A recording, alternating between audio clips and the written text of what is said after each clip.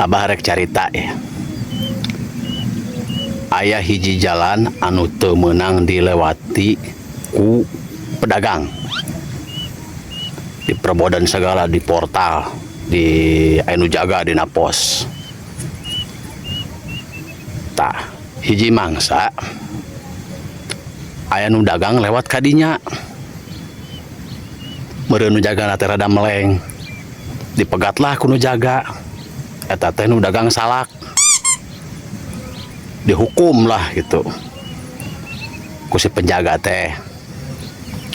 Hukuman anak ngasupkeun buah salak utuh karena bujur lobana 3. Kebayangnya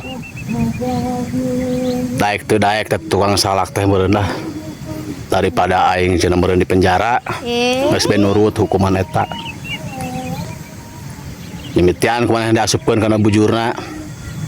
Nu pertama, eta mah ngoceak ngajerit, wah da meureundahan ka nyeri kitu nya. Bari jeri rimah bae bulu cai mata gitu adieu. Beres nu kahiji asupkeun nu kadua, kitu keneh jejeritan gogoakan, heuh da nyeri meureun. Gitu tah.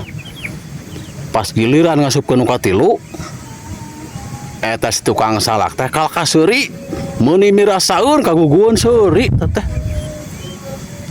Pan si penjaga teh aneh meureun ngarasa aneh kunaon bet seuri cenah meureun.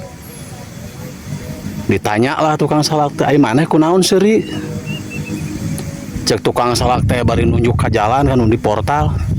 Itu pa tingali ari horeng teh aya tukang duren lewat ka jalan di perbodan eta nu teu meunang lewat. Meureun eta dina otakna si tukang salak teh geus kapikir. Aing bae ge cenah meureun salak anu sakieu gedena nyerina alabatan kumaha. Komo deui cenah meureun lamun buah duren diasupkeun kana bujur teh barjeng 3 barjeng utuh. Eta meureun kerod salawan eta lain geus bentuk angka 8 lain meureun. Pokona mararenggehan lah kitu nya.